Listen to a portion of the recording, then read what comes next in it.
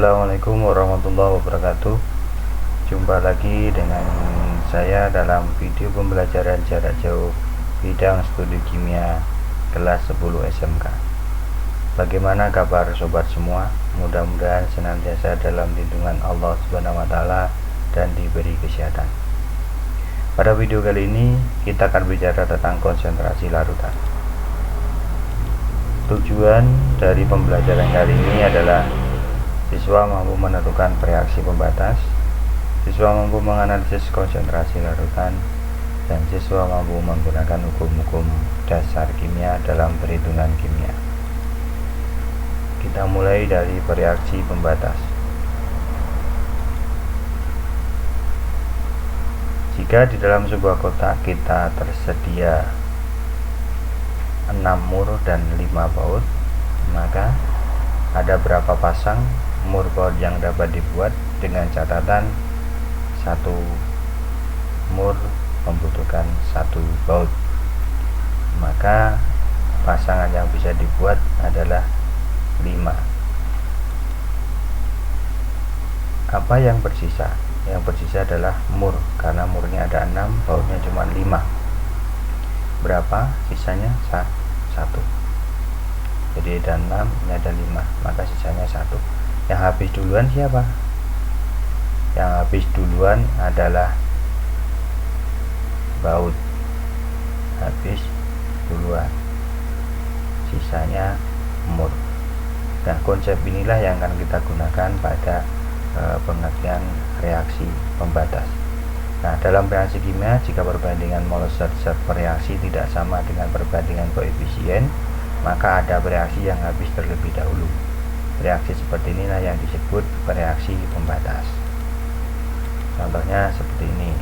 Jika kita mereaksikan antara nitrogen dengan hidrogen dengan perbandingan 1:3, disediakan setengah mol nitrogen dan 2,5 mol hidrogen, maka yang akan bereaksi adalah setengah mol nitrogen dengan perbandingan 1:3, maka hidrogennya akan 3 kali lipat dengan nitrogen sehingga 1,5 mol.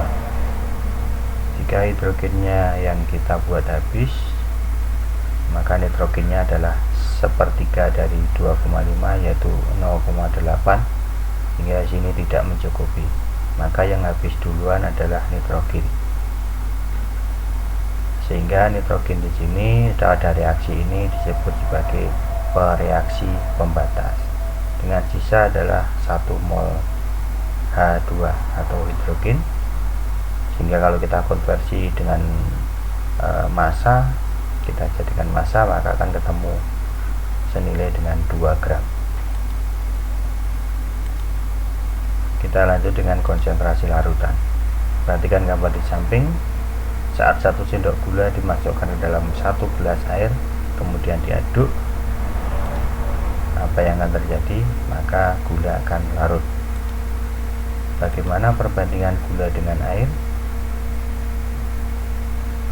Perbandingan gula dengan air bisa kita nyatakan dalam perbandingan massa, perbandingan volume, konsentrasi, dan lain-lain. Nah,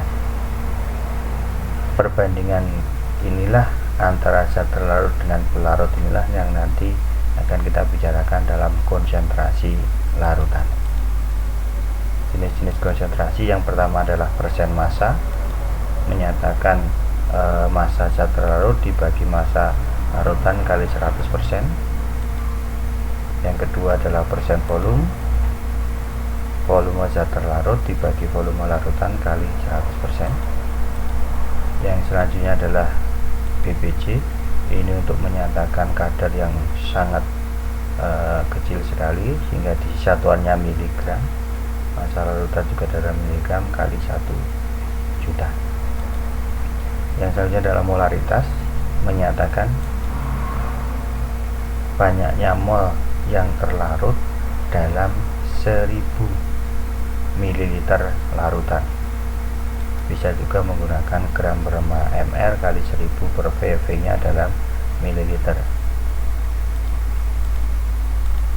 Yang selanjutnya yaitu molalitas, adalah banyaknya mol terlarut dalam 1000 kilogram pelarut.